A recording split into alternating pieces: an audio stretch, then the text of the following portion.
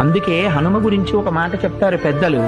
ఆయనకి నమస్కారం చేసిన వాడికి బుద్ధి, యశస్సు, బలం, ధైర్యం, వాక్పటుత్వం, ఆరోగ్యం, అజాడ్యం ఇవన్నీ కూడా ఏకకాలమునందు సంభవిస్తాయి.